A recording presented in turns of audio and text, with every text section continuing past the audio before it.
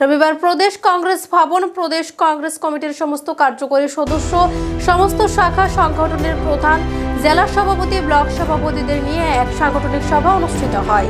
উপস্থিত ছিলেন প্রদেশ কংগ্রেস সভাপতি আশিস কুমার সাহা, বিধায়ক সুদীপ রায় বর্মন, গোপাল চন্দ্র রায়, প্রাক্তন বিধায়ক দীপাচন্দ্র রাঙ্খল, অশোক দেববর্মন, অশোক বৈদ্য, মনীন্দ্র রিয়াং, প্রাক্তন প্রদেশ কংগ্রেস সভাপতি পীযূষ কান্তি বিশ্বাস সহ অন্যান্য প্রদেশ নেতৃত্বগণ।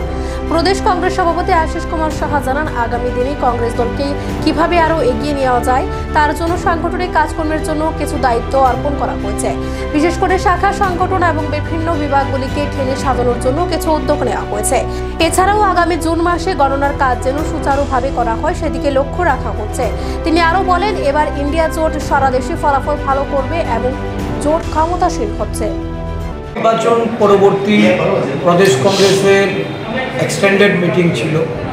প্রদেশ কার্যকরী কমিটি, জেলা সভাপতি, ব্লক সভাপতি, বিভিন্ন শাখা এবং বিভাগে যারা দায়িত্বে আছেন, প্রধানরা, চেয়ারম্যান, প্রেসিডেন্ট, এদেরকে নিয়ে আজকের এই সভা, সাংগঠনিক সভা ছিল।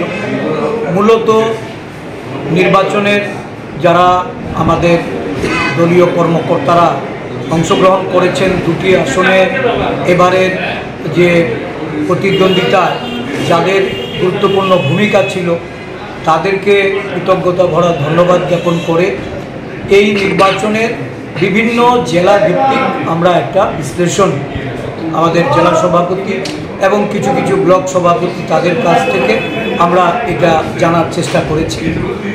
আর নির্বাচন শেষ হওয়ার পরে তারা একটা লিখিতভাবে আমাদের কাছে রিপোর্ট পাঠিয়েছিল। আজকে সশরীরে তাদের কাছ থেকে আমরা এই বিষয়গুলি আরও জেনে নিয়েছি। আগামী দিন দলীয় সংগঠনকে আরও বেশি করে আদিবাসী এলাকায় বিভিন্ন আমাদের যেখানে দুর্বলতা, সেইখানে সংগঠনকে পৌঁছানোর জন্য একটা রোডম্যাপ তৈরি করা হয়েছে। আমরা সাংগঠনিক কাজকর্মের জন্য কিছু দায়িত্ব অর্পণ করেছি। বিশেষ করে শাখা সংগঠন এবং আমাদের বিভিন্ন বিভাগগুলিকে ঢেলে সাজানোর জন্য উদ্যোগ গ্রহণ করা হয়েছে। এই সম্পর্কিত বিষয়ে এবং নির্বাচনে গণনার কাজটা যেন সুচারুভাবে করা হয়, এই জন্য দলের পক্ষ থেকে বিভিন্ন নেতৃত্ব বক্তব্য রাখেছেন।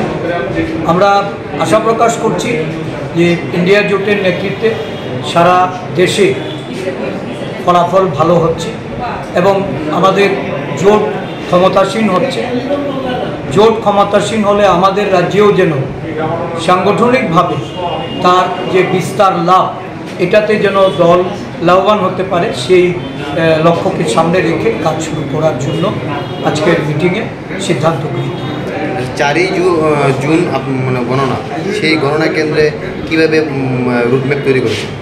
না, গণনা কেন্দ্রে আমাদের সবকটা 18টা নির্বাচনী যে গণনা কেন্দ্র হবে, সেই সবকটি গণনা কেন্দ্রে আমাদের দলের পক্ষ থেকে, আমাদের ইন্ডিয়া জোটের পক্ষ থেকে সেখানে গণনাকারীরা থাকবেন, কাউন্টিং এজেন্টরা যাবেন, তারা গণনা করবেন।